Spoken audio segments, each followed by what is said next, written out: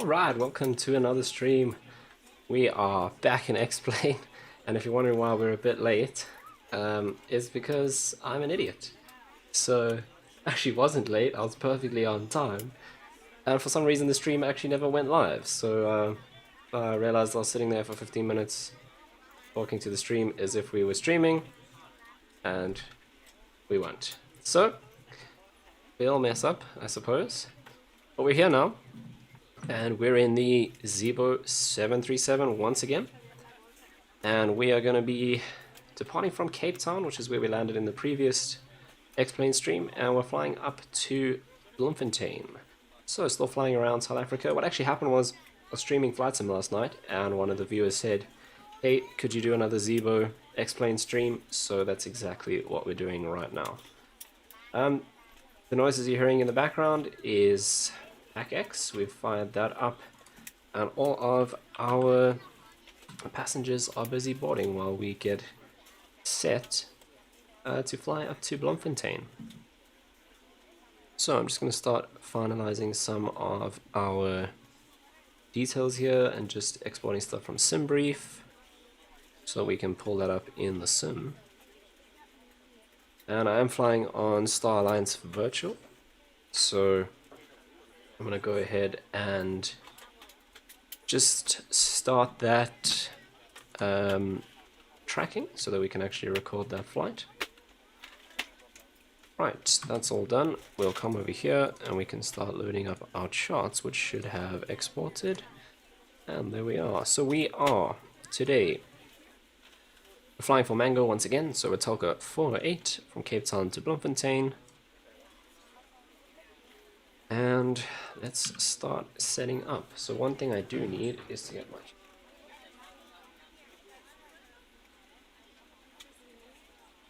Yeah, it's actually under a whole pile of stuff. So give me 1 second to go and sort this out.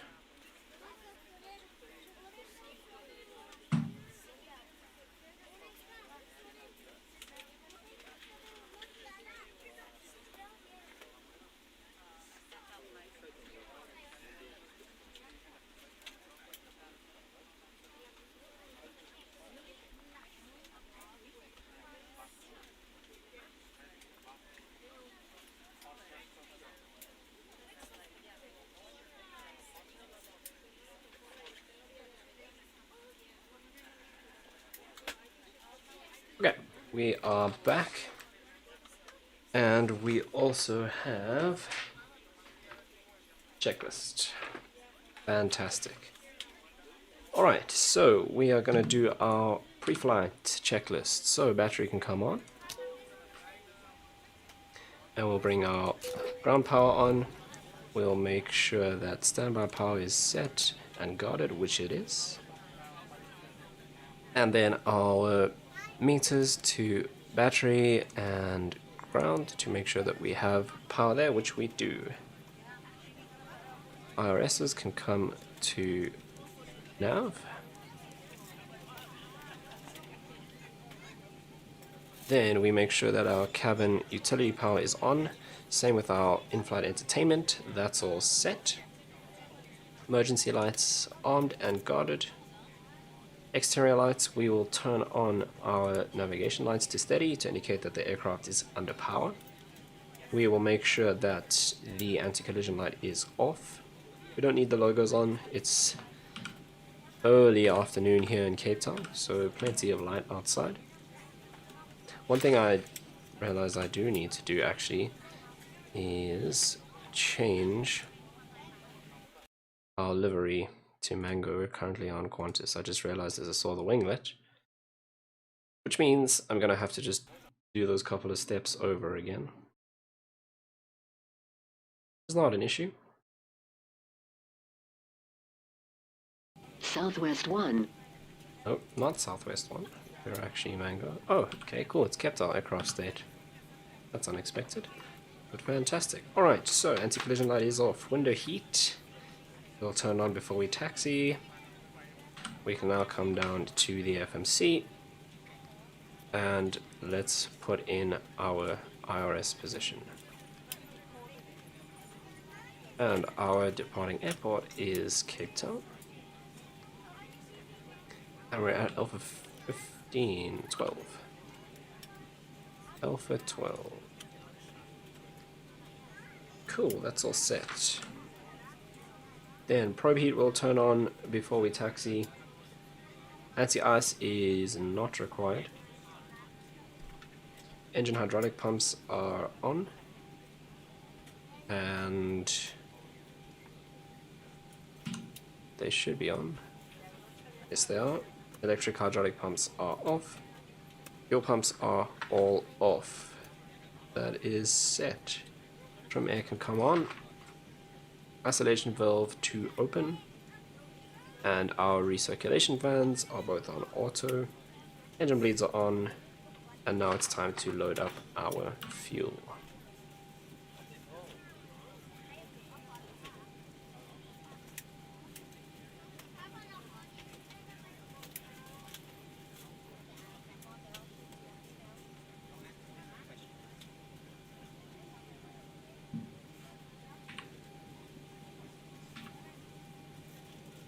Okay, so we'll come down here, and our block fuel for today is, we'll make it 7.5. So let's go into fuel and weight. And under payload, and I completely just forgot what it is. Let me just look at it. I got this in briefing on the other side here. 7.5, so we'll go 7.5. That's fantastic. Okay, now we need to match our zero fuel weight. So we have 158 passengers on board. So we'll go 158, max, enter. Then it's double check. So our zero fuel weight is 56.8, and we want to be at zero fuel weight 61.0. So we need to add in our payload, or our cargo, I should say. So this will be, let's put this in and see if that works. Okay, so now we're a little bit over. Always click the back button. We should be about 18. 61.8, so we can go slightly lower.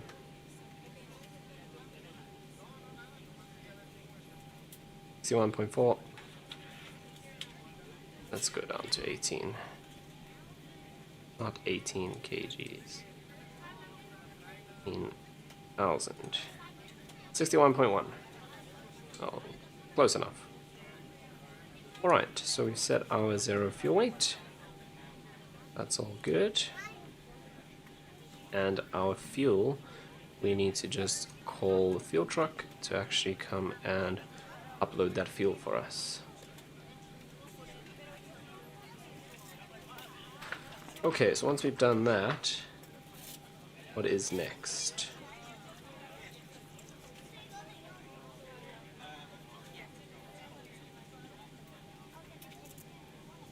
Okay, so we'll start the APU once the fuel is loaded, but we can go ahead and set our cruise and landing altitude. So cruise today is 35,000.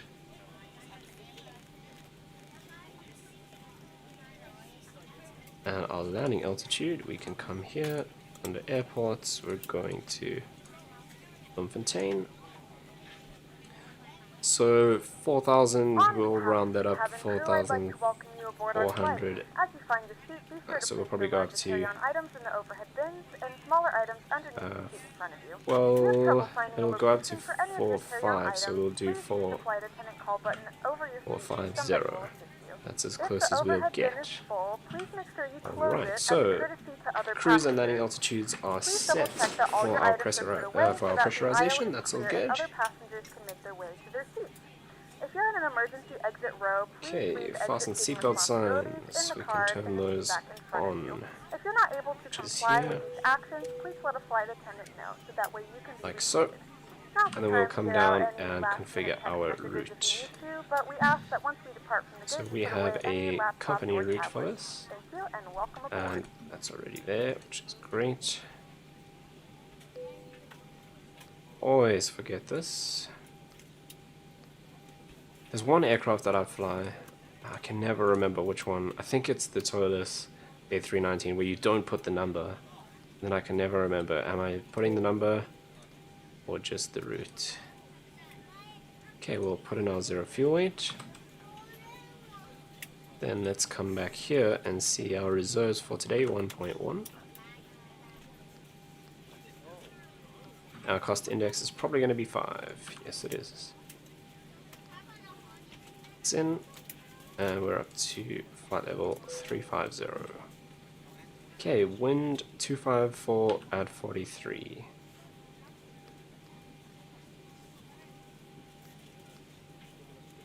That's in. I'm thinking, if anyone knows, is this actually correct to put that average wind in this area? I think that's what you're supposed to do, but I'm not 100% sure.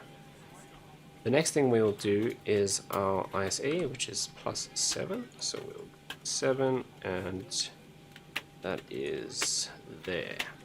Accept all of that. And we will go select the temperature, 55 degrees. Flaps 5. Set the CG, so our trim of 4.5. So we can go and set that now. Like so. And our V2 is 148, which we can dial in so long as well. That is set. Okay, so route is set. Our performance in it is set, N1 limit is set, trim set. Okay, altimeter. I think this... No, it does not. So I'll quickly jump over to Active Sky. Let's get our QNH, which is 1018.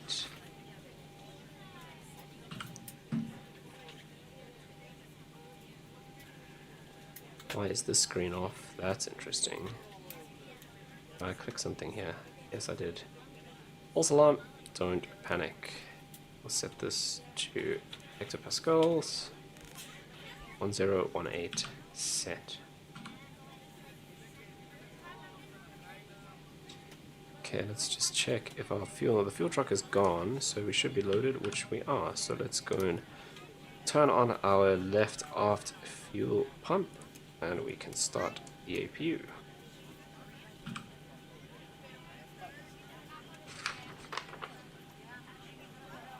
Right.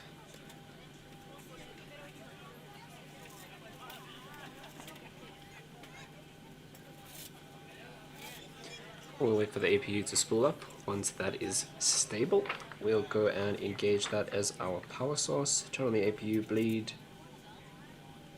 and then we are pretty much done with our pre-flight, which is fantastic.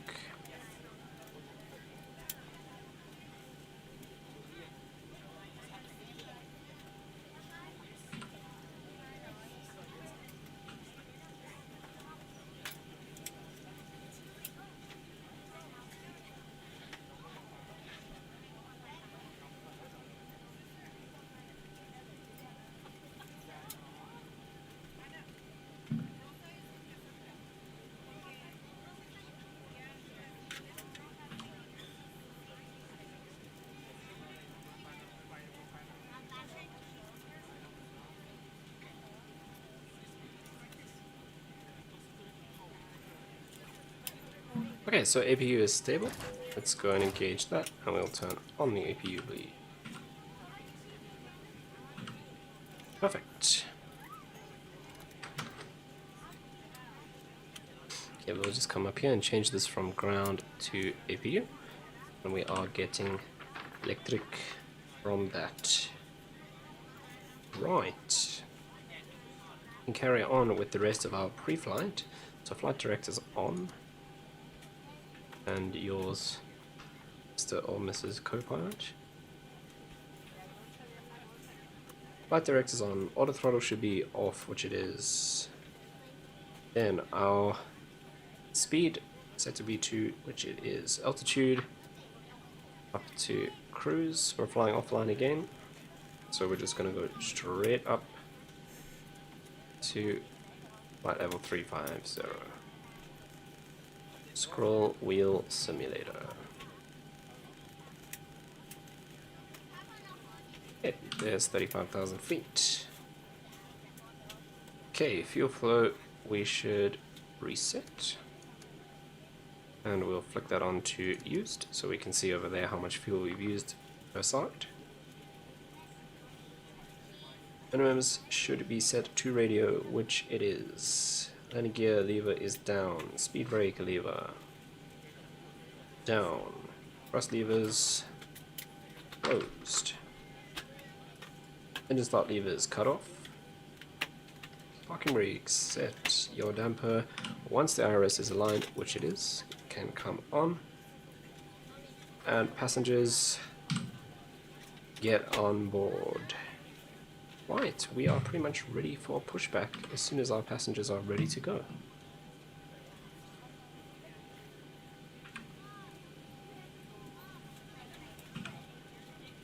So a nice clear day here in Cape Town. The other thing we're going to do now is just go and set up our departure and arrival. So, runway 19, so we're taking off out over the ocean, which is cool. It's a really nice departure, and we're doing the Teton 1 Bravo. So let's go in here, departure, runway 19, and we want 1 Bravo, accept that, nice, and arrival into Bloem. There's no ILS at Bloemfontein, so we are probably actually going to do the RNAV arrival. So we're arriving into runway 02. So let's see, is that the one with an RNAV? Yes. Oh, they both have RNAVs, that's cool. Okay, we're going to do the RNAV into 02. We don't actually have any of these on our flight plan, so we'll just accept that. And we're going to go straight from Dugso to start the RNAV arrival. Okay, let's double check that all of this is set. So we'll go back here to performance. And we filled all of that out. We are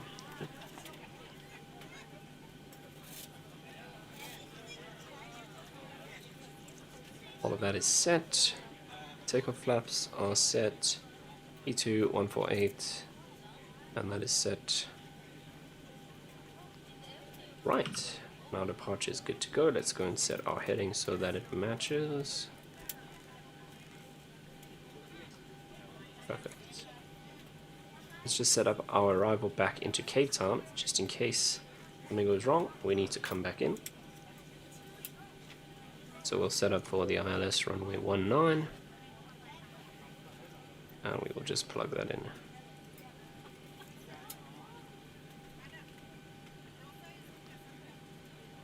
Cool.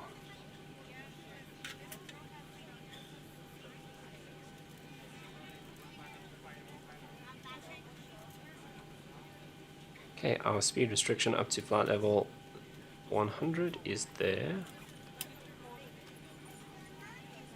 And coming down as well.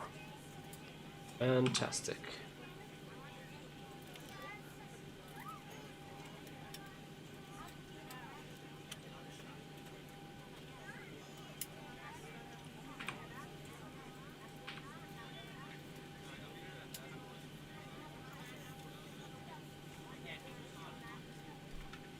Okay, let's check in with our cabin crew and see how long they think it's going to take us to finish boarding.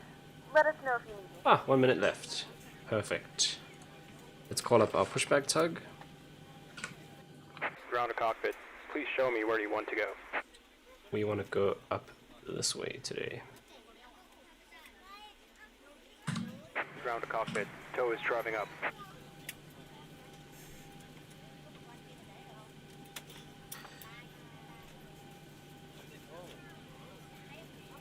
Okay, so to prepare for pushback. System B, electric hydraulic pump on, which is this one. Fuel pumps with fuel all on. Let's check, do we have fuel in the center tank? We do not, so we can leave those two off. Anti-collision light on to indicate that we are about to push back. Position lights are already set to steady, that's check, and we can arm the auto throttle. Okay, so as soon as he's ready to push us back, Good afternoon, we are ladies ready and to go. gentlemen, and welcome aboard flight 408. Our flight time will be roughly 1 hour and 30 minutes. Now that the cabin door is closed, please Okay, make all sure that all doors and devices hatches are are in closed, airplane mode and ready your to large connect. devices are now shut down and stowed. Please fasten your seatbelt and make sure that all tray tables and seat backs are in a full upright and locked position for departure. Cabin crew, prepare cabin for departure.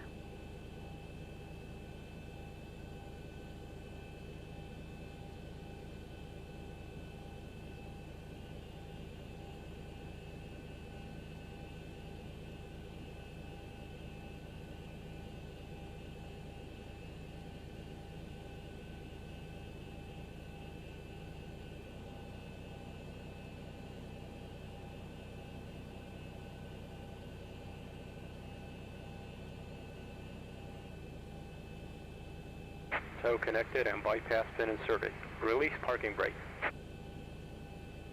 Okay, we're ready to go. So let's release the parking brake and we will set up to start the Start engines. pushback. And you may start engines. Okay, so we'll start the right engine first. So let's make sure that both packs are off, which they are. We'll make sure that our engine ignition is set to right. We will go engine to start switch to ground. And then we'll come down and monitor our engines. Ladies and gentlemen, So, please N2 direct coming your up. attention to the front of the aircraft for a safety demonstration.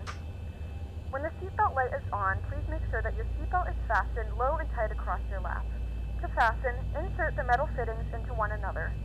Tighten by pulling on the loose end of the strap. And at To release the 25%, seatbelt, lift the we upper can portion go of the ahead buckle. and bring this up. In the event that the seatbelt light is Introduce not the on, fuel we and suggest start the that engine. you keep your seatbelt fastened in case of unexpected turbulence.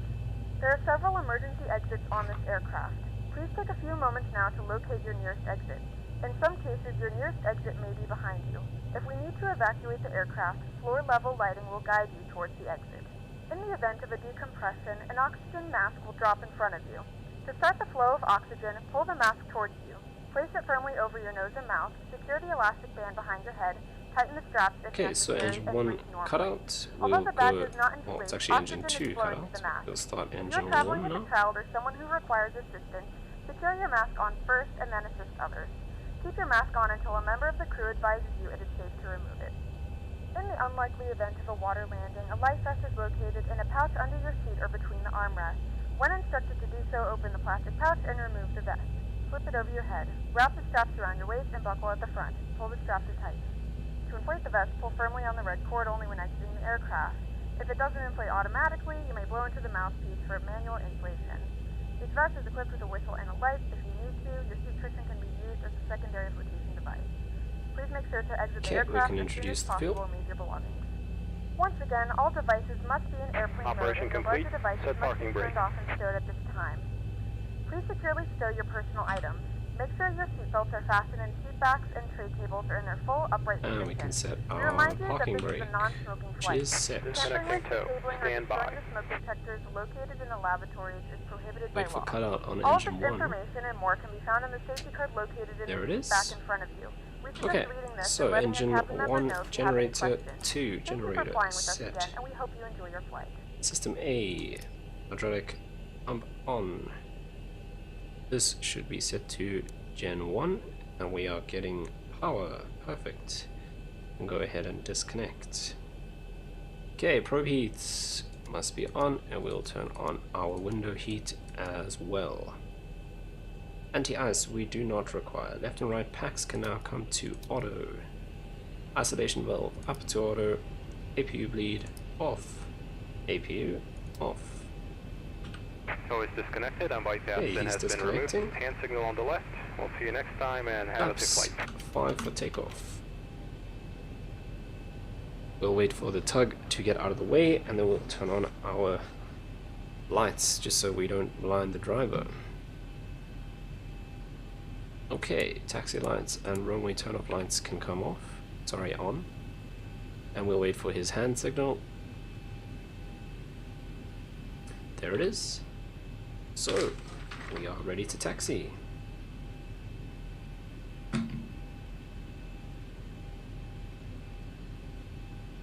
Parking brake released, and we will taxi out to runway 19.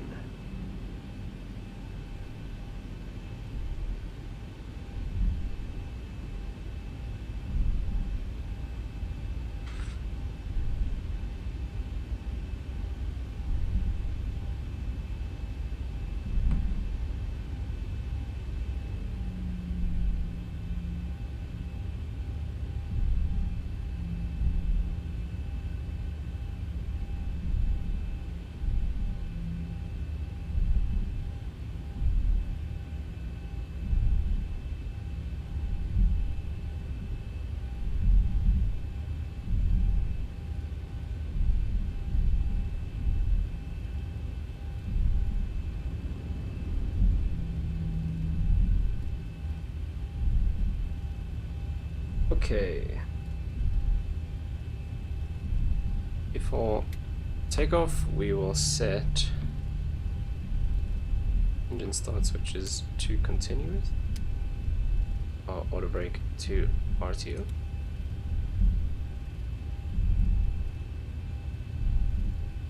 And then lights we will set up when we approach the runway. Our heading is set.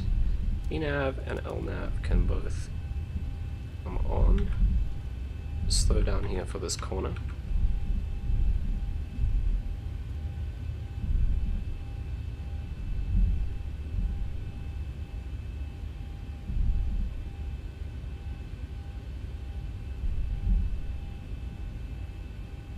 Okay, so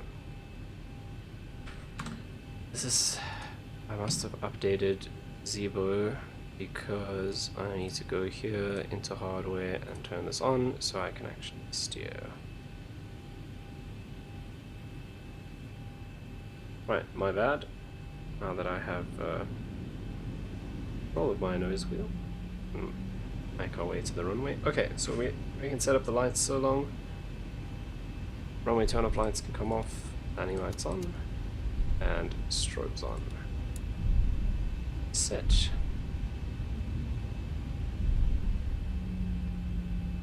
Lower ECAM display blank.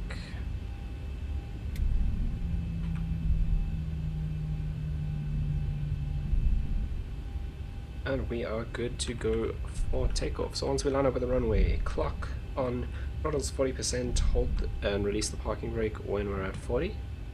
And we'll engage toga. And then we will follow our V1, V2, rotate, etc. procedure. Well, rotate will come before V2, but you get the idea.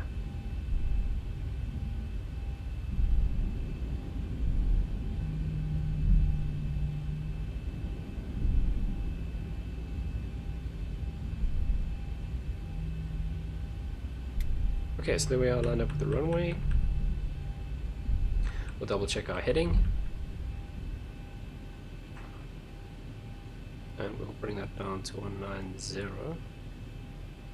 Okay, so we will go start the clock. Engines to 40%. Release the brakes. Engine stable. And toga.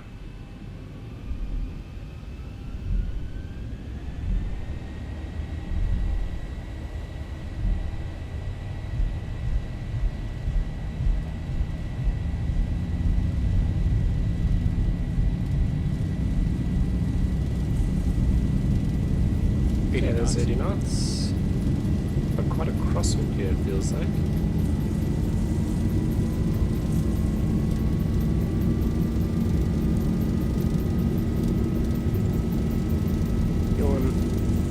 D1 rotate. And we are up. Look at that crosswind.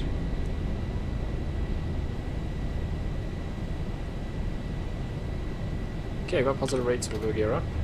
And we forgot the same thing I always forget, our TCAS. 400.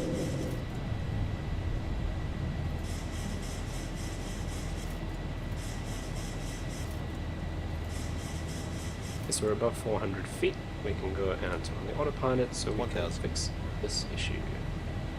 So TCAS, we should be 1324, and we should be TARA.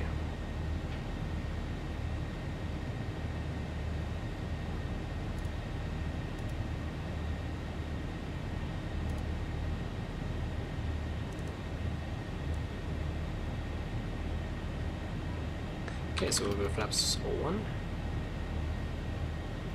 Set our landing gear to off. And we're going to fly out over the ocean and come back around to head kind of northeast up to Bloem. Flaps up. We'll turn off RTO. And we can turn off our chrono. Actually, we should leave that on. That's an Airbus thing. Right.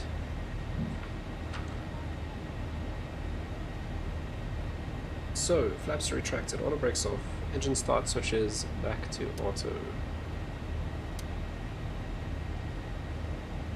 Running lights off, passing 10,000, and altimeter standard when we reach transition. That's the next thing to look out for. That looks very deserty for Cape Town, if I do say so myself. I mean, it looks fine along the coast, obviously you got the beach, but there's no sand like that inland. But hey, we're more about the aircraft here than we are about the pretty scenery. Not that it looks bad, it's definitely not bad. But it is a bit strange that it's so kind of sandy looking.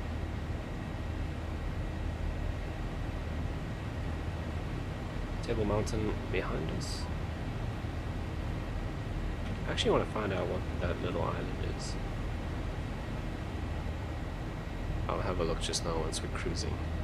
Okay, so passing through 6,500 feet. And all looking good so far.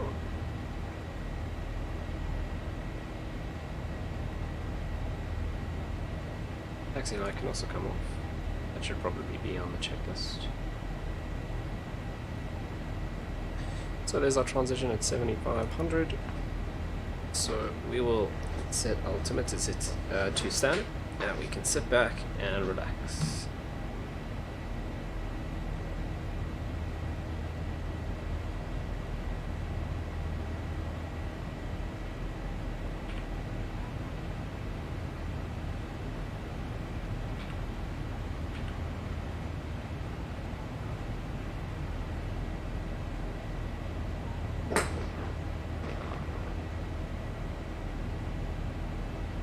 Okay, so there's gentlemen, we are now 9,000. passing through PACX 10,000 once again. You can now turn on your If it's larger portable random electronic 10,000 devices. feet As a announcement. reminder, please keep your seatbelt fastened while you are seated and do not congregate in the galley or near the lavatory.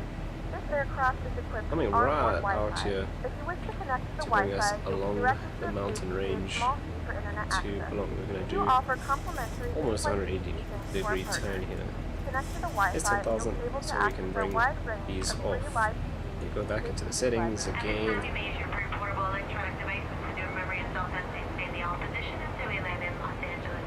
Also, folks, while that seatbelt sign is on, you must remain in your seat with your seatbelt securely fastened until the captain feels it safe and turns it off.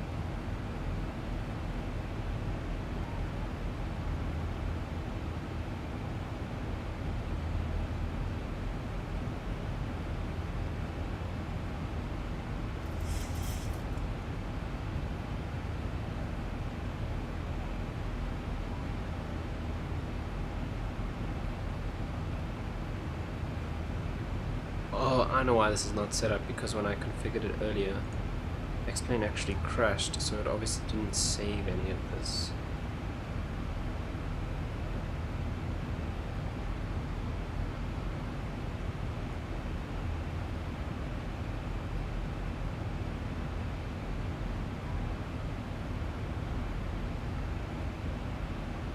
Alright.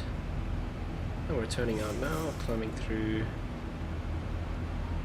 Well, it's about 13,000 feet now. Over the mountains. And I mean, from up at this altitude, these photo textures look just great. Except the only issue is those lines. So obviously these two images were taken at different times. So the ground was a different color. Or the vegetation, I guess, was a different color. And you get a bit of a seam there where they connect together. But like I said, not the worst. It could be worse.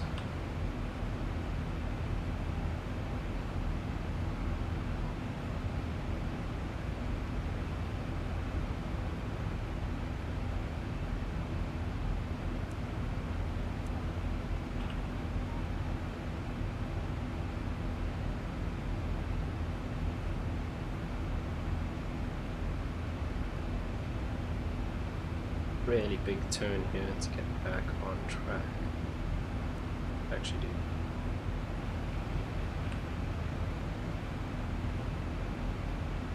No clouds at all at the moment. Looks like we should be all good on our way to Bloemfontein.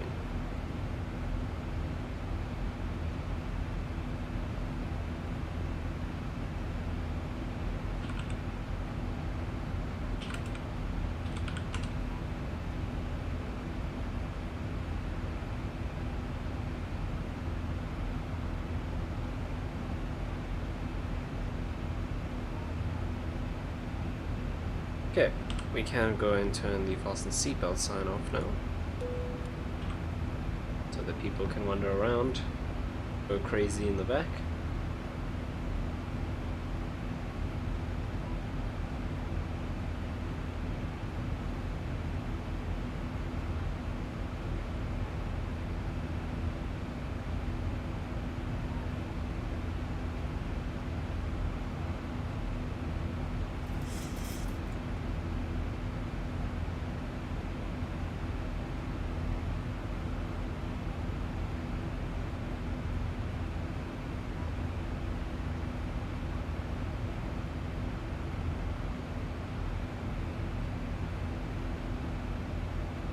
Okay, so I'm just sorting out our charts here in Bloemfontein.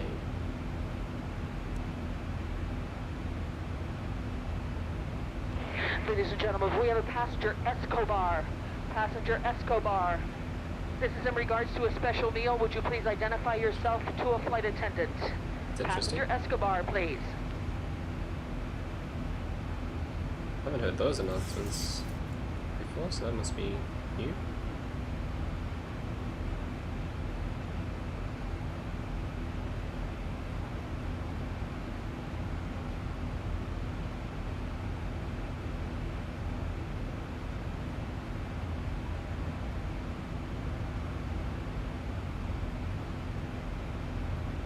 Okay, so passing through 20,000 feet on our way up to Tetan,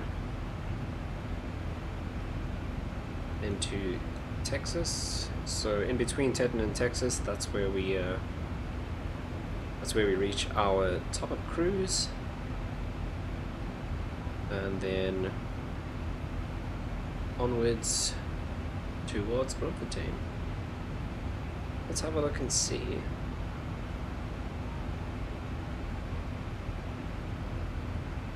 So 64 miles to top of, let's say top of cruise, top of climb.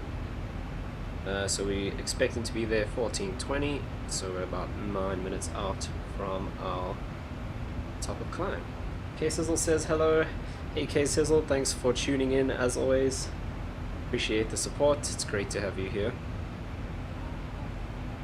We are flying from Cape Town into Bloemfontein this evening. We've just taken off from Cape Town, done our departure, and we're now powering our way to Bloemfontein, just passing through 23,000 feet, up to 35,000 to cruise. And I'm not a weatherman, but the weather looks good all the way along to Bloemfontein. Absolutely no clouds at all, and it looks like it's going to stay that way all the way up to Bloem. So all good in terms of weather, but I'm not a weatherman.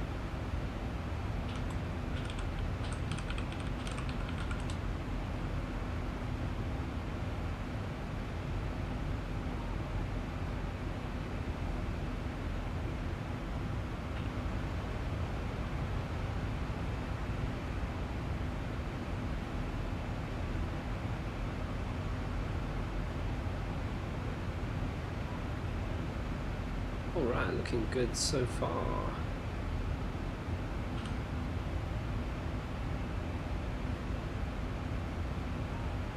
Okay, so we're expecting to arrive Bloemfontein 20 past 3. So that's about an hour to go. Hour and 7 minutes, give or take. It's a little bit shorter flight than the last one from Durban to Cape Town. And what we'll probably end up doing in the next stream is doing a short hop from Bloemfontein up to Joburg, which will be even shorter, probably about half an hour or so in the air. Okay, Sizzle says she disagrees, and she has proof that I am indeed a weatherman. Right, well, I think we'll make it a thing on this channel. Not a weatherman. I'll see if I can get iPod to reply with the not a weatherman hashtag when people start calling me that. We shall see if I can get that working. I have not managed to get my charts working in AviTab, so I did see that.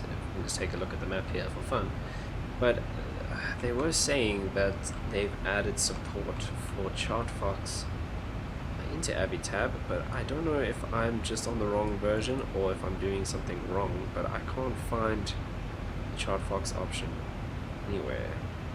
Maybe I'm just bad.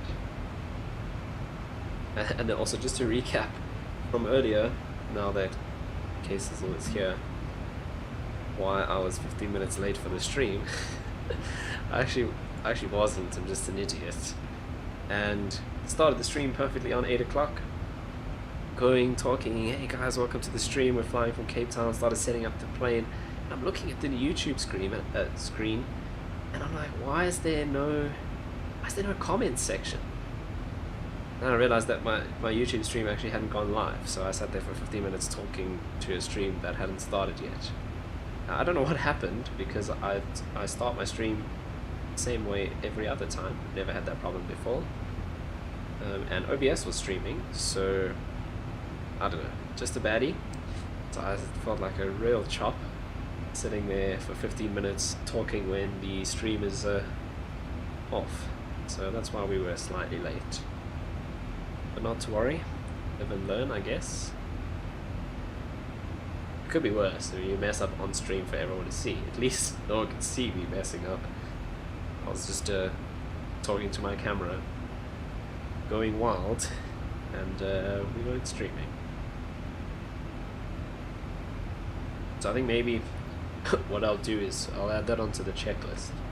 So right at the top, before we turn on the battery and get power to the plane, we'll put there, check that the stream's actually working so that I don't do that again. Yep, what a baddie.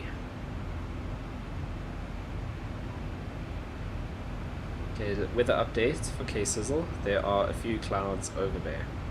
Thank you. Right, there's 30,000 feet almost. We'll be leveling off at flight level 350. And that's where our photo scenery ends. But like I always say, we're up at 35,000 feet. Make that much of a difference to us. So if you don't know how the photo scenery works, it's not built into X-Plane. You need a third-party app called Ortho for XP, and you download it from, I think you can choose, I'm pretty sure I used Bing, I think Google's on there as well, I can't remember what I chose, but you can download that photo scenery. It takes up massive amounts of space. A couple of months ago I was actually sorting out my computer going, why the hell is there no space on my hard drive left? And I realized I had ended up with 800 gigs of photo scenery just by downloading extra areas. So I've narrowed that down a bit and made sure that just around the airports, because obviously when we're cruising at 35,000 feet, we don't need photo scenery. We're not looking down trying to pick out cars and houses and stuff on the ground from up there. But when you approach the airport, got photo scenery around the airport just so it looks a bit better. It is a bit annoying with that line that looks like that, but that's the way it is. Come to think of it, I don't think I actually have photo scenery around Bloemfontein. We had when we departed from Cape Town, which is what we're exiting now, but I don't think it's actually there for Bloem, so we'll have just basic textures there when we arrive into Bloemfontein.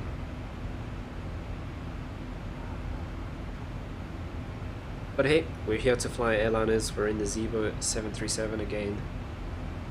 For those of you that don't know, this plane is incredibly detailed and incredibly well made. It's certainly up there in the leagues of the payware aircraft, and it's completely free. So ZIBO, whoever he may be, bless him and his team for working on this. They took the default 737 in X-Plane and they've upgraded it. They've added all the systems. They've modeled all sorts of systems in the aircraft. They've made it super highly detailed, and it's all for free, which is fantastic. And I really enjoy flying it. I've actually stopped flying the PMDG 737, which I used to fly all the time in FSX. I've now moved on to, when I want to fly the 737, I'm flying the ZIBO and X-Plane. And I know there's a lot of people out there as well that say, you know, the ZIBO feels the most realistic. I was watching someone streaming the other day, I can't remember who it was, but I know they were a rail 737 pilot, and he said ZIBO feels the most realistic out of all the 737s that he's flown in sims. So I think that's a testament to some really fantastic work on this freeware aircraft, which is great. And it really is, it's the community that keeps Flight Sim alive. So projects like that, we need that. Otherwise, you know, if you take FXX, there's still people out there flying FSX, which was made 2006, 14 years ago. And the only way that stays alive, and what other games from 14 years are people still flying and still streaming? The only way that happens is with the community, mods, and adding content like this, like the ZIBO.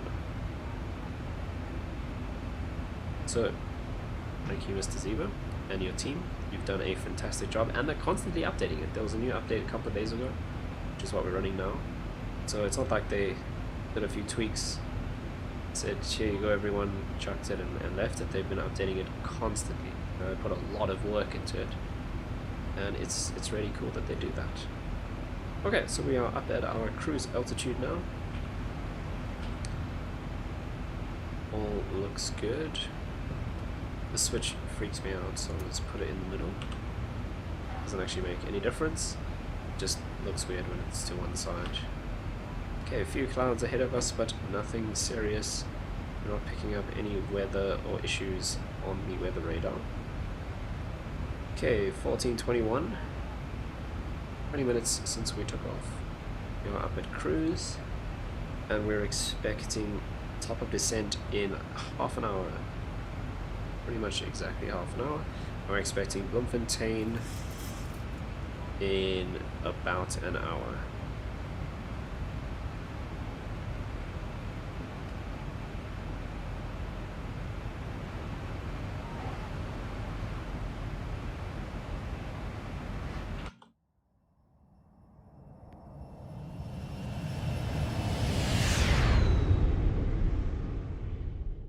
Oh, cool.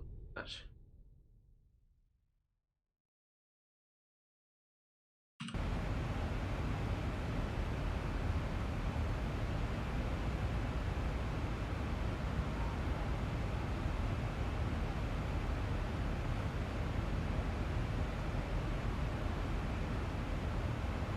Let me know what you think of my new little overlay thing that I've got at the top, which gives us a bit of information. Sizzle says, does this Airbus have a 2-class or a 1-class layout? First of all, it's not an Airbus.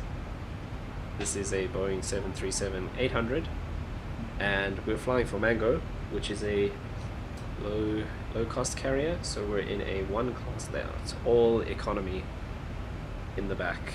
You want to see? Oh wow, the door's open. Oh, the passengers aren't there. Wait, we just need to turn them on. I know that sounds a bit weird, but they are currently hidden. It's under this one. Passenger. It's on auto. Show us the passengers. In a few moments, we'll be starting There our they are. in-flight service. We'll be serving complimentary drinks and snacks. Please look in the seat back for our list of complimentary and premium drinks. Yeah, do they all sit in, I think they all sit in the same place each time. Please note that we only accept Oh, credit cards. so I lied about the 1 class. It's supposed to have a 1 class layout. Let's see if we can fix that. So what actually happened was when I was setting up earlier, my X-plane crashed and it dumped all of my settings that I had configured for this aircraft, which is why that's wrong. So somewhere in here we go. We're on the maximum number of passengers. More clouds, not a weatherman. Now we should be 1 class. There we go. So we're all economy now. That's pretty cool. Like I said, this is all free, this aircraft, and most planes can't actually walk around in the cabin like this, let alone changing the class layout like that, actually updating the number of seats that you... I meant to type Boeing. I do listen. We can only hope. But yep, so this is the Boeing 737-800. We've got our lovely bunch of passengers. What are you doing, sir? Are you looking? What are you looking at?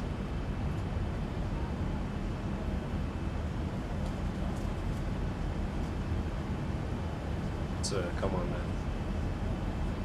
I don't remember you being here on the last flight. Creepy. But, very happy. And then we start with the bonging again. Not tilted. Yeah, so in this totally free add-on aircraft for X-plane, we can walk around, change the cabin layout, it updates the number of seats that you can see the passengers if you want to or not. I can understand people who, cases it says the passengers look so weird. I can understand why people want to turn them off. I don't think you could do that when the plane first came out, and then they added that option to turn them off, and I'm not surprised. Okay, so a little bit of weather down there, our right hand side.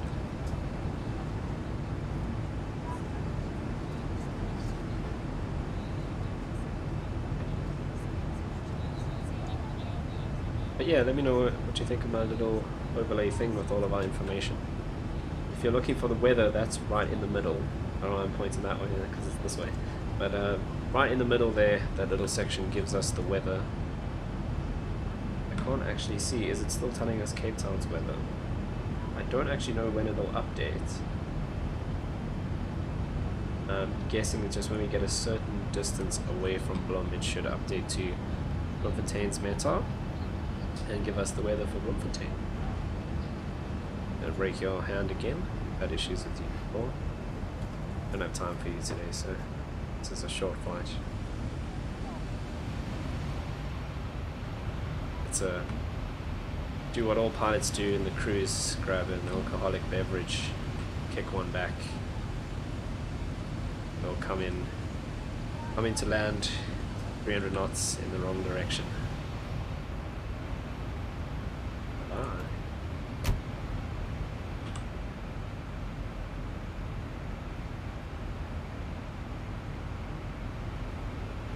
Okay, let's go and look at our charts so long.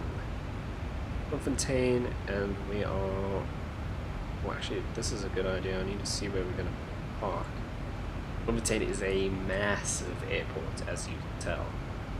We've got a choice of a full 4 gates.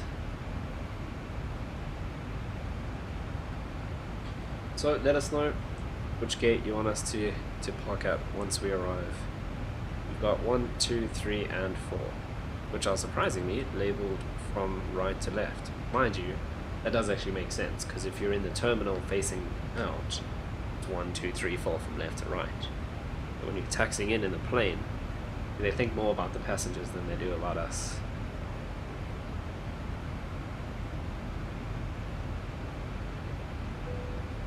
Bing. Okay, so here's our RNAV arrival. We are coming in from Dugso. So we need to be at Dugso at 8,000 feet. Let's see, is that programmed into our route? Dugso flight level 090. That's fine, because as long as we're above, we've got the little line underneath, which means we need to be above 8,000. If the line was above, it means below 8,000. If it's a line above and below, it means exactly 8,000.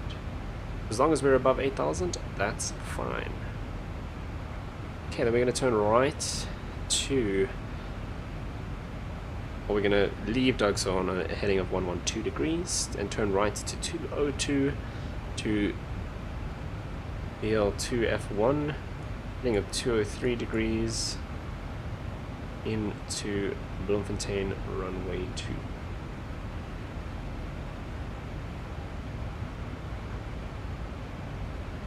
That's interesting. So here we need to be above 5,800, but here we need to be above 6,000. Interesting.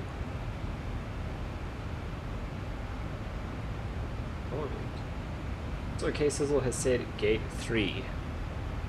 We can most certainly do that for you.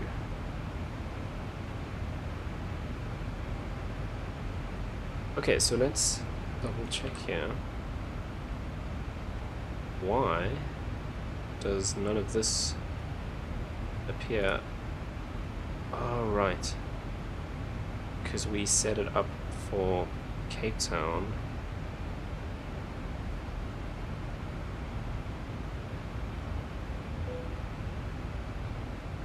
Just in case we had to return. So we're going to do RNAV 02. We don't need any of this. And then we need to make sure we go from Dugso.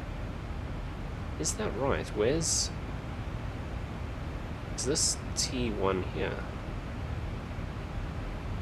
Because there's BL2F1, which is that one.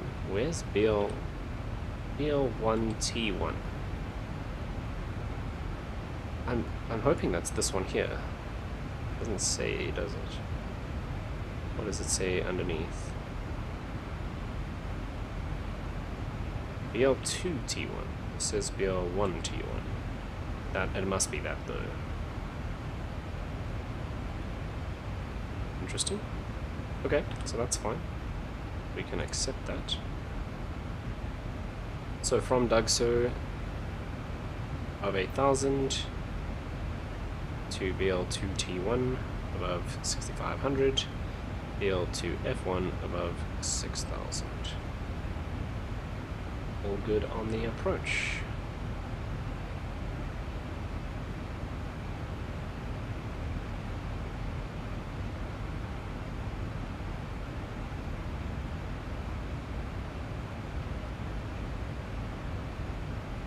And our final approach fix altitude is 6,000. Cool. So let's see what that's done to our top of descent. 236 nautical miles from top of descent. We'll be at top of descent at exactly 3 o'clock Zulu, which is in 28 minutes. And we'll be arriving into Bloemfontein at 22 minutes past 3. Obviously in the sim time, it's currently like 9:30 real time here.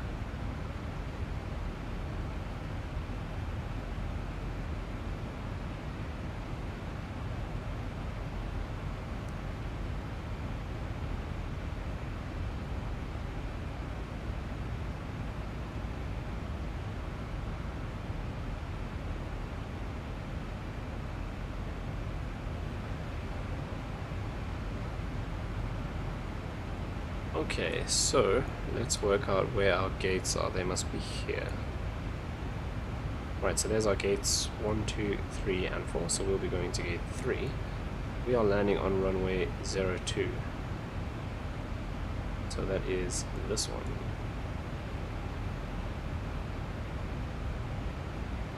Wait, hang on. There are 2 faces north.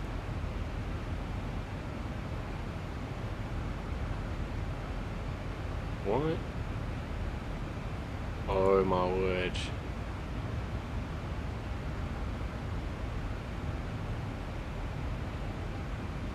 This is the approach for 2-0.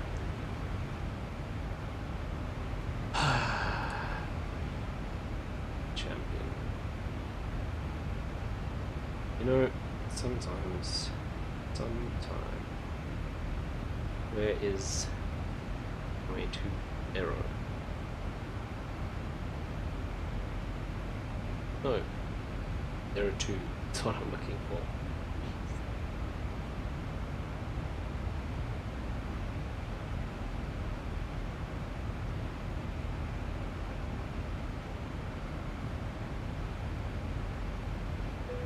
Yo, this is why they have 2 pilots.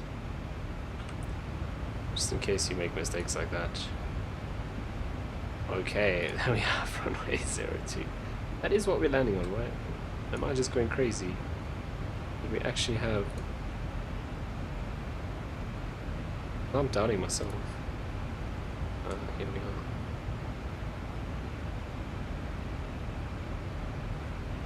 we are. Yeah, 02. So I did have the wrong approach plate. And... so that's 20, that's 02. Okay, that looks better. Now we're approaching the airport from the south. But then, we shouldn't be going to Dugso, because Dugso is up here. Oh, but SimBrief gave us an approach via Dugso. So let's see. I think Unrim will be the best. That's obviously not on our flight path at the moment. So there's IBTech. What did I put in here? I did put Arnav 02. But let's put in Unrim from here and go up and we're not going to go to Dugso, we're going to go to IBTech and put that in. That looks better. Right, so now we're coming in pretty much straight in. Well, actually, we'll be coming from IBTech this side. So on here, we'll be coming from this side in to Unrim. Okay, and then the altitudes are pretty much the same. So initial approach fix is 8,000. And final approach fix is 6,100 into runway 2. So now we can go back here. We're going to be landing here, runway 02. And let's... I don't think we're going to make taxiway Bravo. That's pretty short. So we'll probably vacate at Alpha. What we don't want to do is go all the way down to Charlie, because then we're going to have to go out this side and all the way across. So let's see if we can aim to vacate at Alpha 2. And then we'll go Alpha.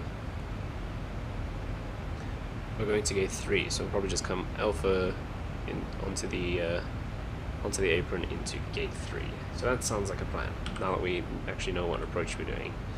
So let's see what that's done to our times. Hey, we've saved now 3 minutes, because we're going straight in instead of all the way up to Dugso and back down.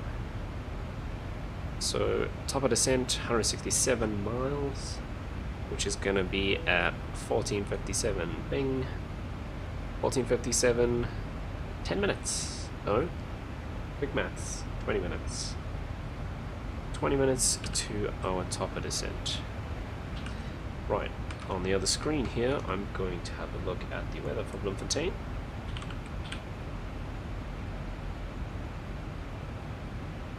Okay, QNH 1021. Surface winds 200 at 3. And surface winds 200 at 3 knots. That means we should land on the other runway. Yeah. We're gonna have to change all of that. That's fine. Temperature 19 degrees. So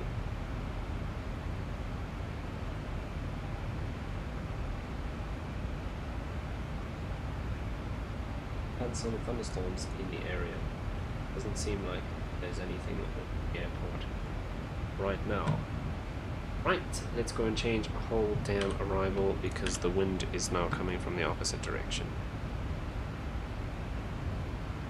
Okay, so arrival into Bloemfontein, we're going to end up going back to Dugso, which we just took out of our flight plan. So RNAV 20 to Dugso. Put that in. So we're going from IBTech to Dugso. Perfect. Which means it's going to take a few minutes longer on our arrival. So now we should be planning this, and all the stuff I said before I changed everything is now actually correct. So we'll be coming into Dugso from down here and around to land on runway 20. That means, again, I don't think we'll vacate by Bravo. Ugh, we're gonna have to go all the way down to Alpha.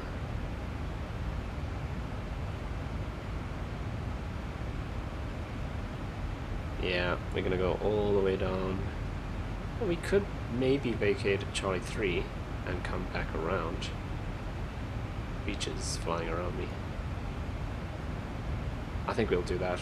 We'll go Charlie 3, Charlie, Bravo, Alpha into gate 3. That's the plan. Okay, let's see what it's done to our times. So now, once again, looking at 15:20 at Bloemfontein and 14:58 for our top of descent. So that's 18 minutes away. So not long to go before we descend. What I should have done a little while ago is put on some beats.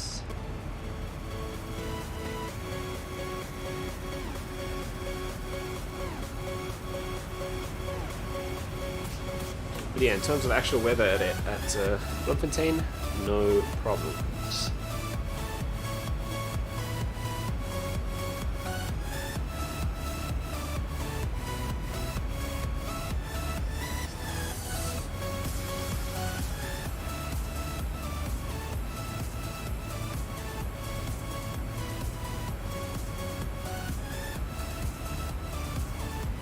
Let us know in the comments, have you ever been to Bloemfontein? I have driven through Bloemfontein, and I think we stopped on the outskirts of Bloemfontein once to have something to eat, but I don't actually remember ever being, you know, like going into the city of Bloemfontein to do anything. Could be wrong. I don't particularly remember doing anything special there. Yeah, definitely been through and stopped on the outskirts.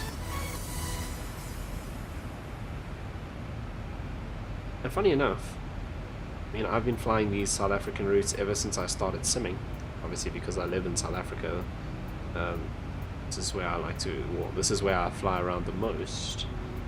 But I mean, I've been simming for 10 years or so, and I've probably only flown into Bloemfontein in the sim once or twice. I don't know why.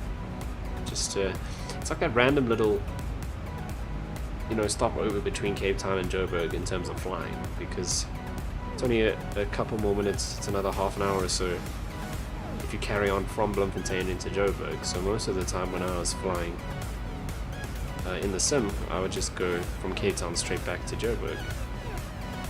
But hey, we get to do new things on the stream. I wanted to pick a slightly shorter route, just because, you know, streaming for 3 hours when you spend 80% of that in the cruise, it's a bit rough to watch. So picked a slightly shorter route, so we're stopping at Bloemfontein first, and then another day we'll continue from Bloemfontein on to Johannesburg. Yeah, so never really flown into Blom. As you can see, it's a tiny airport. It's only got the four gates, and yeah, no ILS approach, just the RNAV approach, which is cool, not an issue. Luckily, we don't have any bad weather. If it was really bad, we'd probably end up diverting to Joburg. There were some big storms around this area earlier today, so we're a bit lucky with our timing, but not running into any crazy weather, which is going to push us to divert, which is good.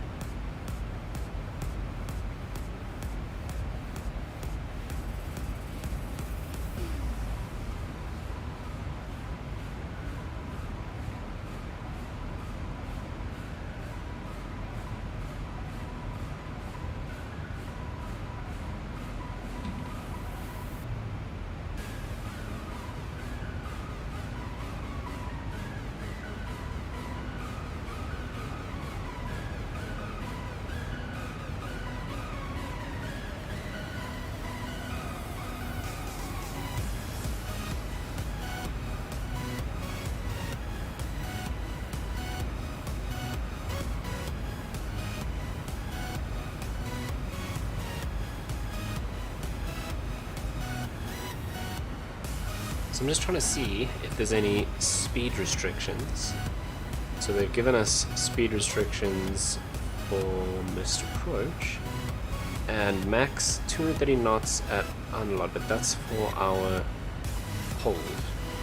So obviously if we go missed, we go around and we come into the hold here at unload, that's max speed of 230.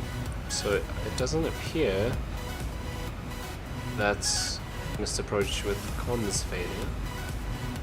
So let's have a look on here. That's all missed approach speeds.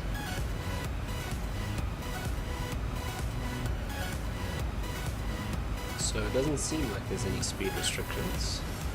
Obviously the 250 knots below 10,000, that's standard.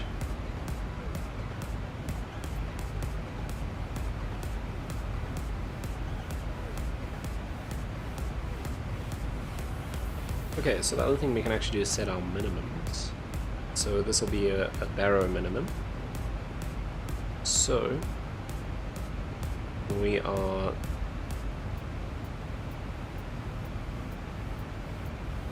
it's basically just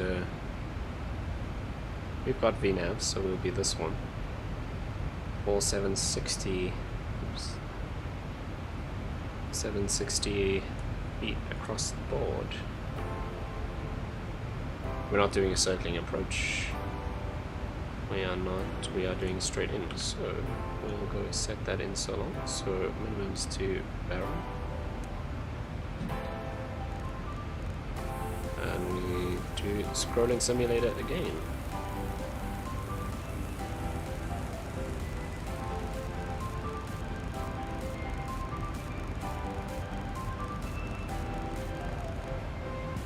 So 760 for our minimums. Okay, less than 100 miles to top of descent now, so not long to go. 14:59 to top of descent. We're at 14:47, so just over 10 minutes, about 12 minutes to go.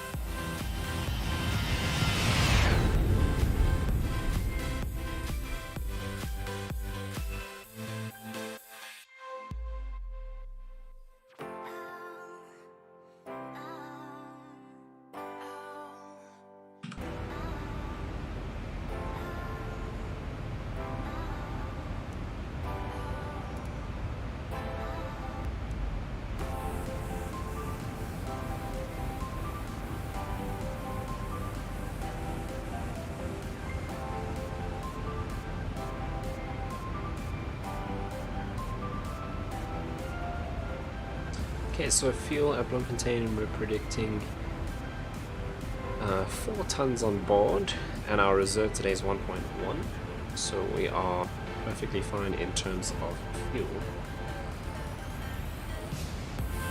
It's actually really interesting to note how much shorter this flight is compared to our flight from Durban, where we had pretty much half our center tank full. So that means our 2 wing tanks completely full, half our center tank full as well, to make it down from Durban to Cape Town. And today, absolutely nothing in the center tank. We started with an empty center tank, so loads more fuel needed for that flight. It's a lot longer. When you look at it on a map, it doesn't seem that much further.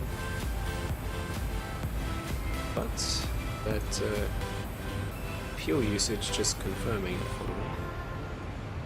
So if we go here and back to the map, this might take a while to load. I don't think we can actually zoom out that far, to be honest. I haven't used this map for a long time. Oh, there we go. We cannot zoom out crazy far. So we are flying from here, Cape Town, up to Bloemfontein. Can I move this map? Yes, I can.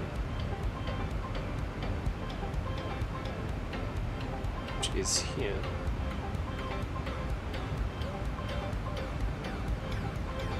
Okay, I don't know why it's not marked, but it's over there. So, like I said, when you look on the map, here to there, doesn't seem that much further than there to there, but we're using way more fuel and flight's a lot shorter, so interesting to note. Why don't they mark Bloemfontein on this map? There's Kimberley.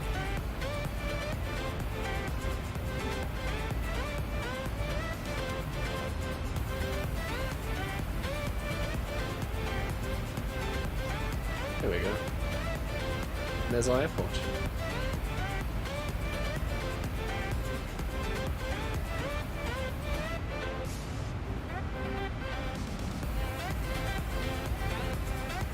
So we'll be coming in here. No, we'll be coming in this side. Runway 20 and into gate 3.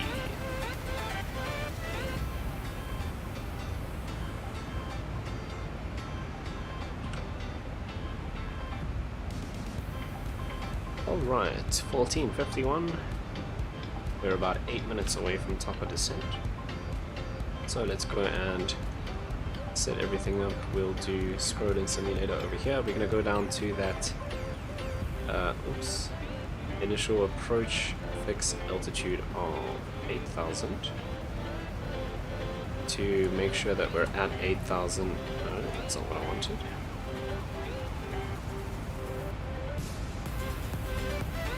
Okay, because we don't want to be below 8,000 at that point, because the chart says Dugso above 8,000. And then as we pass Dugso, we'll update it to 6,000 on our altimeter, not our altimeter, on our altitude. We'll go at auto brake level 2 today, and let's come down here and set all of this up. So we'll do a flaps 30 landing, and our speed is 149. The other thing we need to do is, oh no, we don't need to set ILS frequencies because we don't have an ILS. So that's fine. One thing I will do though,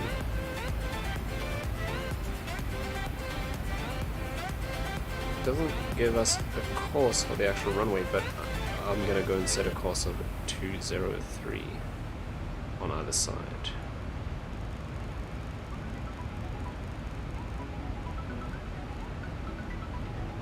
Just because.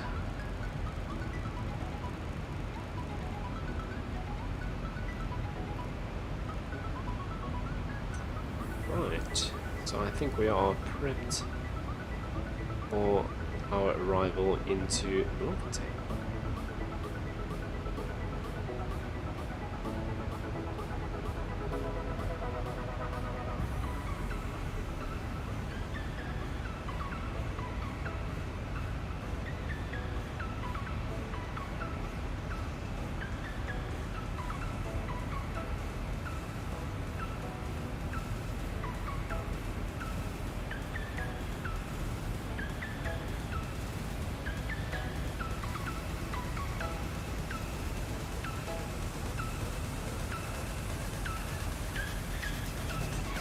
Okay, 40 miles now to top of descent.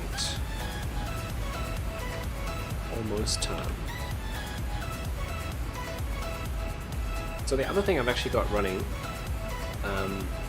along with my little overlay, I always point the sign, but it's actually the sign,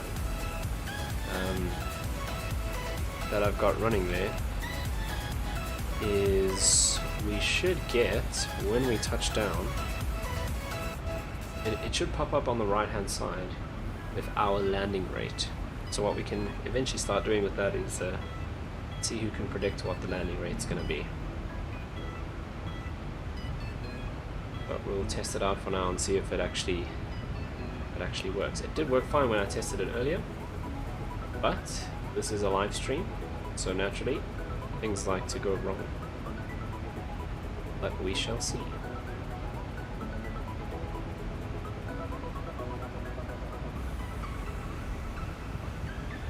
It does look like, I don't know, I can't really read, it's a bit small on my screen. But if you have a look, let's see if I can point in the right direction. There we go. If you have a look right in the middle there, where it's got the METAR, all the funny numbers and letters, it should say FABL in the front. That means it's giving us the weather for Bloemfontein. It looks like it on my little screen. It's a bit tough to read, but it looks like it has updated to Bloemfontein, which is great. It means as we've gotten closer to the airport, it's updated and it's giving us the current weather for the airport that we're arriving into. My understanding is that it just gives us the weather for the airport that's closest to us at any given time.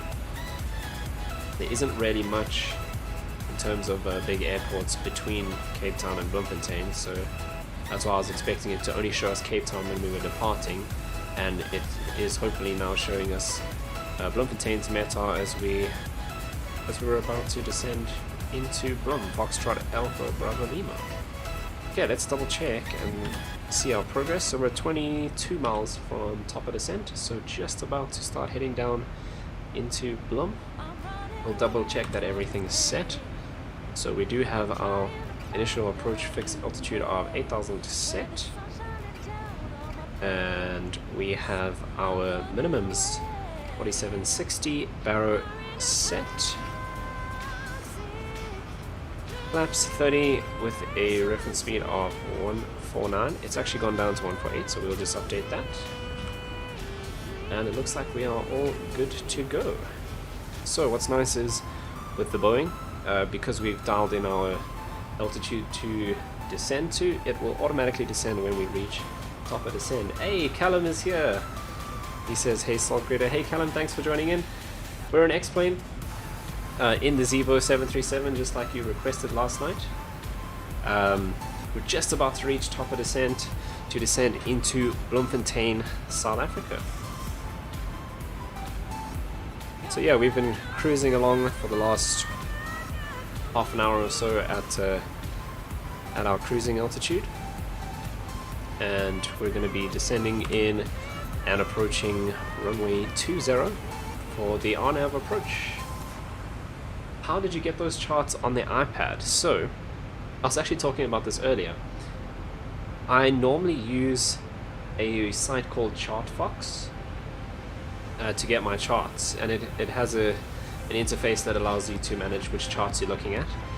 And I read that ChartFox has actually been integrated into AviTab, which is this little tablet in the sim that the ZIBO comes with, but I haven't been able to get it to work. So what I actually do is I go and download the charts as a PDF. So actually, for South Africa, up on the CAA website, most of the major airports you can get these charts as a PDF. And then if you actually go into your X-Plane folder and you go into, let me make sure I'm getting this right, so I'll have a look quickly. So in our X-Plane folder, if you go into resources, plugins, AviTab, there's a folder called charts, and anything that you put in there, if we go into AviTab and we go into charts, we can then browse that directory. So I've created a directory for each of the airports as I'm flying. I'll just make one. So tonight I made one for Bloemfontein, open that up, and there are the PDF charts that I've saved into that charts folder in my X-Plane folder, and then you can just open up those charts in the tablet itself. And what's really cool, so you can do this in any aircraft that supports AviTab. So the ZIBO is nice enough to have this little tablet on the side which we can actually detach and move around, but if you're flying something like the Tolis A319, it's got a little tablet that sits on the side here. You can't move it, but it sits there. However, if your plane doesn't support AviTab in its own little tablet interface in the aircraft, you can always just toggle the AviTab tablet as its own standalone window and use it like that. So yeah, they did say on the forums that they were integrating ChartFox into the AviTab tablet, so as soon as that's working, I'm going to be using that exclusively. But until then, this is the way I've always done my charts. I did use Navigraph charts for a while, but it's quite expensive and I just wasn't using it enough, and then I discovered ChartFox, which does very much the same interface as Navigraph, but it's completely free and it's online. Obviously being free, I don't think they have as many charts available up on ChartFox, but it works great.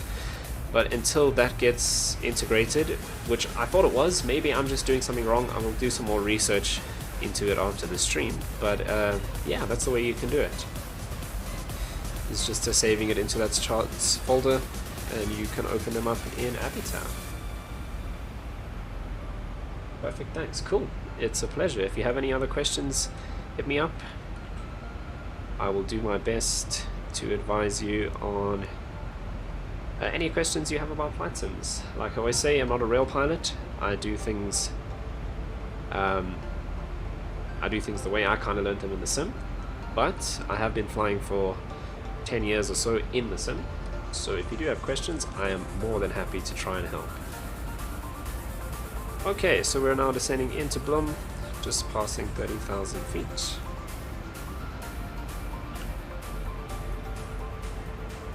If you just tuned in, welcome. Thanks very much for tuning in. Like I said, if you have any questions, post them in the comments. I do like to talk about things. I do lecturing in real life, so if you do ask me a question, I'll usually give you a pretty detailed explanation. And if I can't answer it, I will go and figure it out, and I'll make a video about it or talk about it in the next stream. That's just the way that I work. Okay. So, we are getting told to introduce a little bit of drag, so we'll bring our speed brakes. Now, one thing I do know about flying the 737 in real life is when you use the speed brake, you would actually keep your hand on it and manage it just in case you need to quickly put it down. So we're actually going to bring it all the way to our flight detent here. If you don't know, there's kind of 3, or actually I guess you can say 4 stages for the speed brakes, and we'll take a look outside. The speed brakes are these little flaps that extend on the wings they're actually spoilers. They spoil the lift and they help us add some drag and slow the aircraft down. Now there's kind of 4 stages, so all the way up would be completely off, and if we go 1 click, you'll see the lever comes up and we get a speed brake armed light over there. That means they are now armed. They're not actually up. If we have a look outside, you'll see they're still down, but that arms them for when we land. So as soon as we actually get weight on the wheels, the spoilers will come up and help us to slow down when we're landing. So one of the things we do on approach is arm our speed brakes, but then we have a flight detent, and then we have full up. So while we're flying, we can only put them up as far as the flight detent. So you'll see it won't actually let me move them down any further. But when we are on the ground using them to slow down for landing, they come all the way up to the up position, so they raise up even higher to help us slow down even more. Because obviously, if we ruined too much of the lift while we're flying, we can fall out of the sky. It probably wouldn't be that drastic, but we don't want to spoil that much of our lift while we're flying, so we have the flight detent. So that's just a little bit about the speed brakes or the spoilers. Right, we're just passing 24,000, or just passing through 25,000 feet.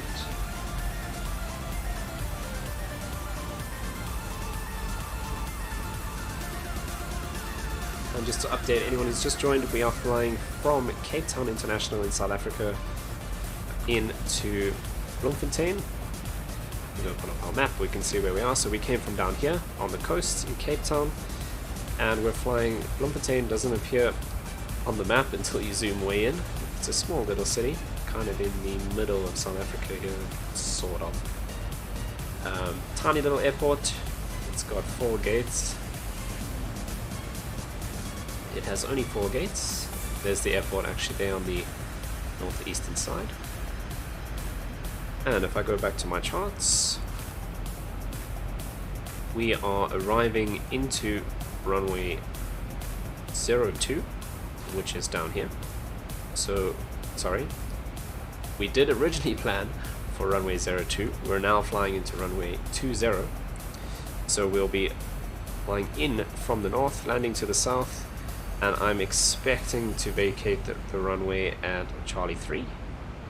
And we'll taxi up north onto Bravo, Alpha, and into gate 3, which is over there. If we take a look at our docking chart, there are our sum total of 4 gates here at Bloemfontein.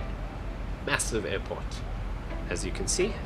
and one of our viewers earlier chose gate 3, so that's the one we're going to be going to.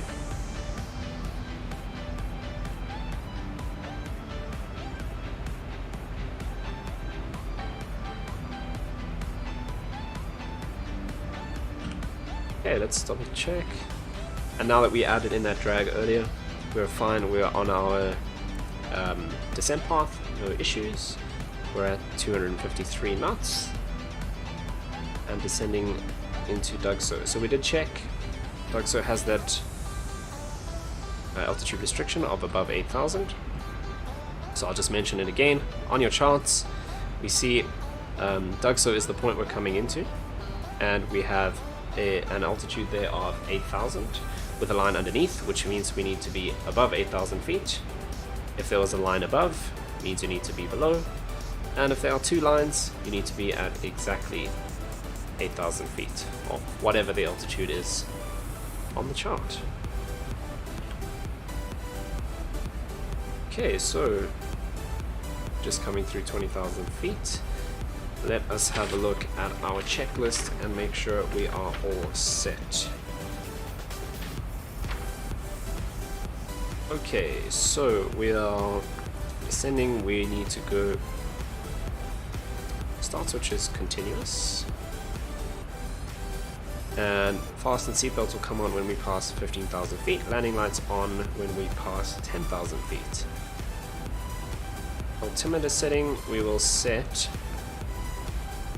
Let's double check, so I'll just jump into After Sky, and it is still 1021. So we will set that when we pass our transition altitude. Callum says, do you have any payway scenery for Cape Town? Yes, I do. So for X-Plane, it's actually in the description of the video.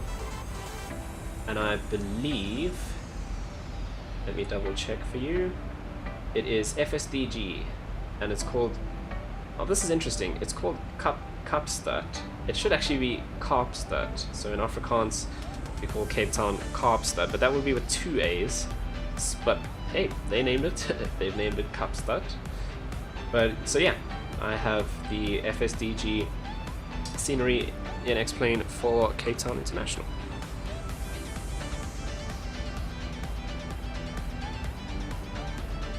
I try to put all of the add-ons that I'm using in my flights in the description so that you guys can check. And I did realize that I missed BetterPushback the other day, so I've added that in now. But yeah, payware for Cape Town International. We also had some photo scenery courtesy of Author XP around there, which I don't have for Bloemfontein.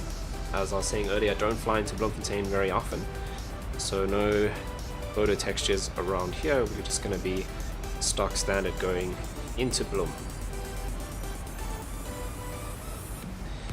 Okay, what else do I need to do? Okay, so the QNH 1021, we'll set that ready to swap over when we pass the transition altitude. And we're not using ILS, so we don't have to set frequencies. We have set our approach speed and our flaps. Minimums is set, and then flaps we will extend on the schedule. So we are all good to go into Bloemfontein. So Callum, do you fly X-Plane as well? Are you a simmer? I'm guessing you probably are. Most people who don't sim probably aren't going to watch a stream like this. And I'm guessing that's why you requested the ZIBO. So if you are a simmer, let me know what you like to fly, where you like to fly. Cool. So whereabouts do you normally fly?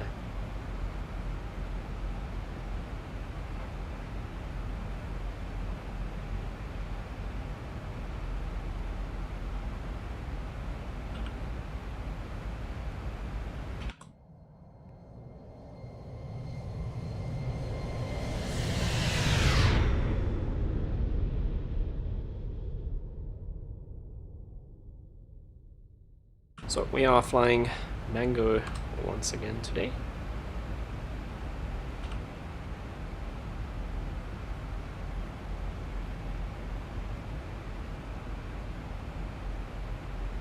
usually Cape Town or Johannesburg from We Durban. have begun our final descent into your destination. Flight attendants Okay, will so be it's our passing through the PACX cabin to collect any announcement. craft once I final just time. realized I've Please been ensure training waffling on is and not in turned the the full seatbelts on upright passing position. Please also 15,000. store any Whoops. carry-on items either in the seatback pocket Okay, or so also under the flying seat around button. South Africa. That's really Please cool. complete Obviously, all Wi-Fi-related Cape tasks Town, and show any Johannesburg, larger electronics. and Durban are the 3 busiest airports in terms of airline traffic, so that makes sense.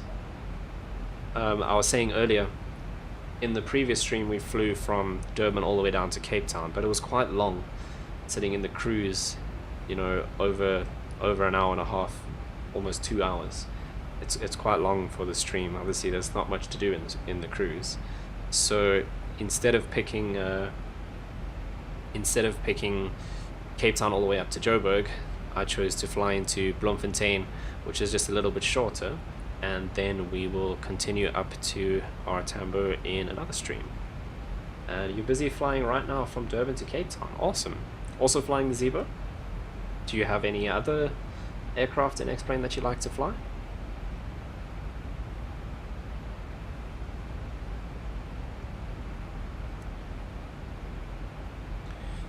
Okay, as we cross 12,000 feet, what I am going to do now is on my speed brake. So there's Bloemfontein, the actual city over there, and the airport that we're going into is over there.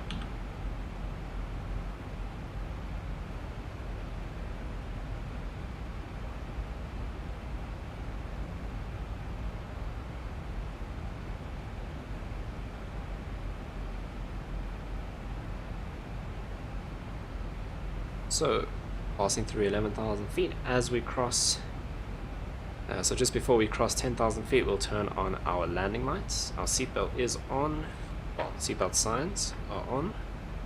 Should hope our seatbelts are on. Okay, so speed brakes are armed, auto brake level 2, landing gear, obviously we'll set that when we get a bit closer. And I normally do landing lights at about 10,200 feet, so we can click this little bar at the top to put all of them on in one go. So landing lights are set. We should slow down. I'm just gonna help us out a bit there to slow down to 240 knots. Remember the standard speed restriction of 250 knots below 10,000 feet. So Callum says, currently my ZIBO mod isn't working, but I do enjoy the ZIBO or the 7879. That's interesting. Do you have the latest version of the ZIBO mod? If you let me know what the issue is, I might be able to help you. I did have a pretty significant update to the ZIBO a little while ago, and I have troubleshot, whatever the word is, a couple of issues with the ZIBO myself. So maybe we can help you out. But isn't that just the world of flight sim? It's not like any other game. You know, you pick up Assassin's Creed, you hit play and you play through the story. Flight sim is as much time getting things to work as it is actually flying. I think it's like that with most sims. Especially with us who like to add mods. Obviously the ZIBO mod is one of them. It's not part of the base game, so we're adding stuff in that wasn't, you know, originally meant to be there, so there's bound to be issues. But that's part of the life of a flight simmer, is getting things to work. And it's always when you really feel like flying that aircraft. Oh, I haven't flown this aircraft for a long time. Maybe jump into the sim, pick it up, and it crashes or it doesn't want to load or something. The joy is, I actually had the X-Plane crashed earlier when I was setting up for the sim, and lost all my ZIBO settings. So it happens to everyone. And you spend just as much time on the forums trying to figure out how to make it work as you do actually in the aircraft. Okay, so we'll go flaps 1. There's our 8,000 feet, but we can come down now to 6,000 because we've passed done so. And we'll extend our flaps on the schedule. We are still on our descent path. Downloaded the latest version, and whenever I load into X-Plane, it says my PC can't read the ZIBO mod files. Huh. My best guess, as I go flaps 2, my best guess would be to completely delete the ZIBO folder from your X-Plane folder and install it fresh from scratch. That would be the first thing I would try. Okay, flaps 5. Again, no ILS at this airport, so we are doing the RNAV approach, and we'll take over and fly visual as soon as we turn onto our runway heading here.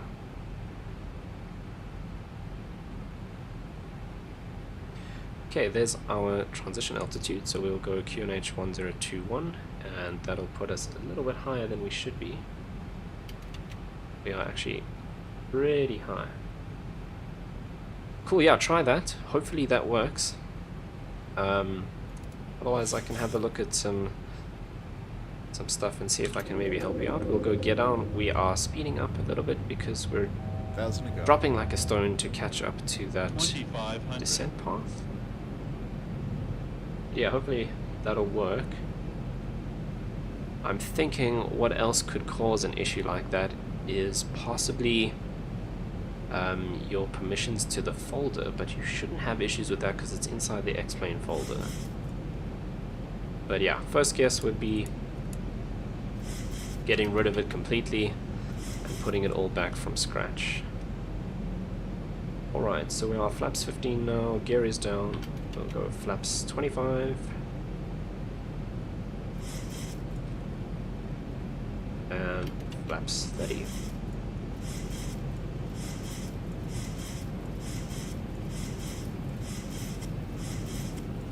Okay, we're leveling off now, so I'm going to disconnect the autopilot and we will hand fly it in from this point.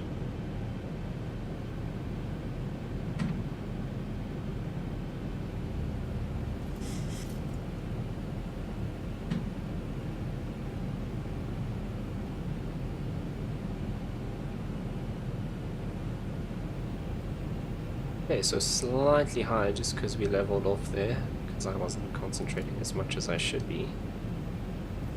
So let's just bring us down and get us back on the glide path.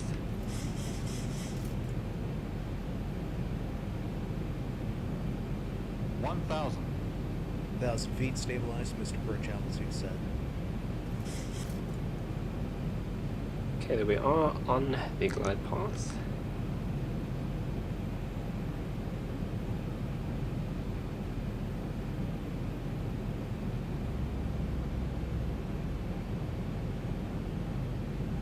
A little bit faster, we'll bring the power back. 500. Approaching minimum 400. Okay, so there's minimums. Minimums. Continue. 300.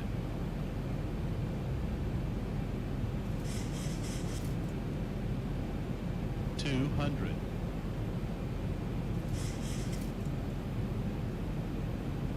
100. 50, 40, 30, 20, 10.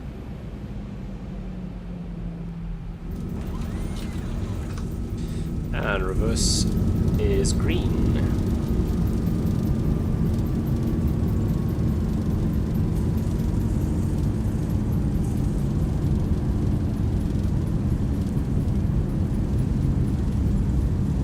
Okay, there's 80 knots, so we'll come out of reverse.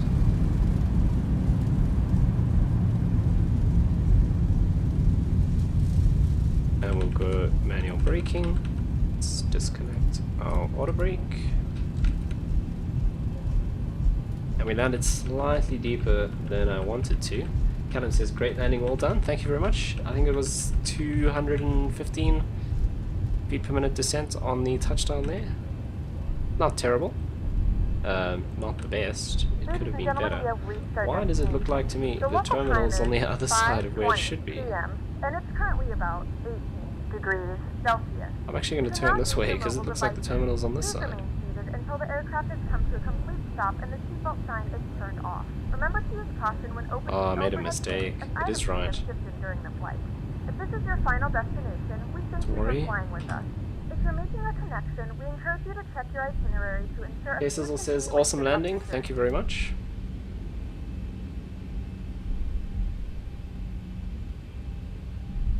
Okay, let's clean up after our landing, so we'll go flaps all the way up. I'm reading comments here, people telling me, talking about my landing skills, and I'm not sorting out my aircraft. Okay, so we can go running lights off, and we will go strobes off, start switches back to auto, and we can also start the APU. Proper baddie. I should have just followed what I knew was on the charts. For some reason I looked down and I didn't see the terminal on that side, so I thought maybe there was an issue with the scenery. Didn't have enough trust in X-Plane. Bad. So let's have a look at where we're gonna go.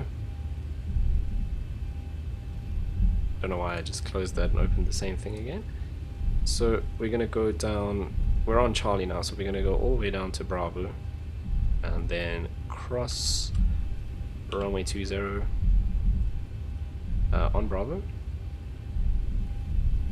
and then left onto Alpha to the ramp.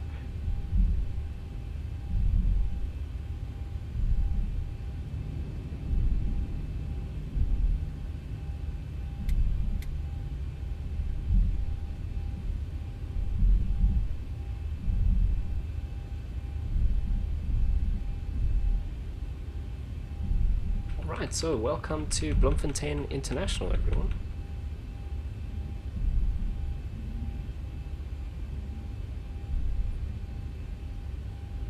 So here is Bravo taxiway, and we'll go strobes on to cross the runway.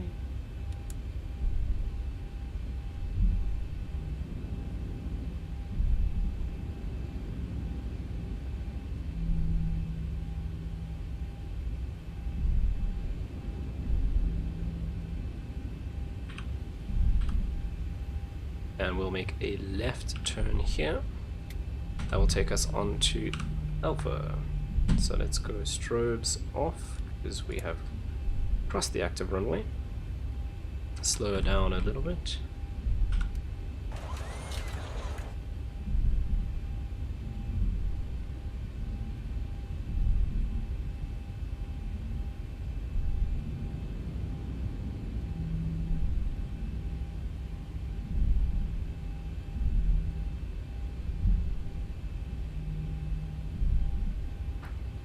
I'm gonna double check, that sounded like my spoilers.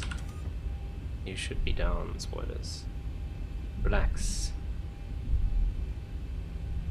Okay, and K-Sizzle chose gate 3, so let's make sure we go into the correct one here. So remember, it's labeled from the right, so this will be 4.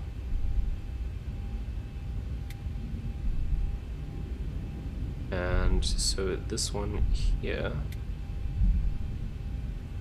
should be 3. In reality, you'd have nice big painted markings right in front of these lines here. That'll make it easy to tell, but we don't have that in the default scenery. Let's turn off our lights so we don't blind the ground crew as we come in. So yeah, there'd be a nice big painted number 3 here for this gate, but this is just the default scenery. So we don't have that. Down in Cape Town you would have seen, if you paid attention on the gates, you'll see it's painted on the ground and it's actually painted on the terminal right in front. So it's easy to spot, but that's because it's a pay-away scenery. So nice and handcrafted with all the extra details. Alright, that looks good. So let's go parking brakes and we will go through our checklist. So, parking brake set, APU bleed is already on. No, it's not. APU bleed on, we will engage the APU. And checklist says seatbelts off, but I will do that once we have shut down the engines. So we'll go fuel switches to cut off. And now we can turn off the seatbelt sign so that everyone can go wild in the back. Transponder to standby, which we probably should have done as we were taxiing in, but that is now done. Okay, we'll let our engines power down. While we're waiting for that, we can do probe heats off, window heats off, anti-ice is already off, and our hydraulics can come off as well. We will actually leave our packs on just while the passengers are boarding. Mind you, what's the temperature? 16 degrees, that's not too bad. We can turn these off. So resoak fans can come off. Flight directors can come off as well. Auto brake is off already. And we will turn off our anti-collision light.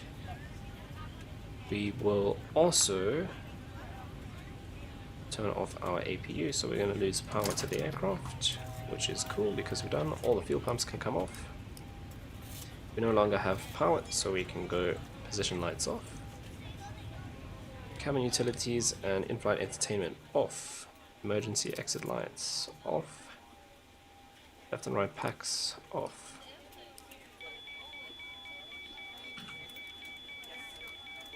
Okay, and it's going to complain until we turn off the battery. So yaw damp is already off. Engine start switches to auto, done. Trim air off.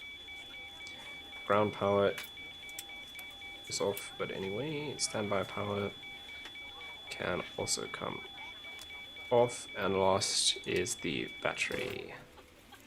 Alright, we have arrived safely in Bloemfontein, and that's pretty much it for our flight today. So thanks to you who tuned in, it was great.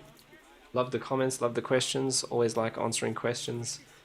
So if you want to see more live streams, hit the subscribe button, ding the little bell so you can get notifications when I go live, and then yeah, I'll see you again soon. I'm planning to stream again tomorrow evening.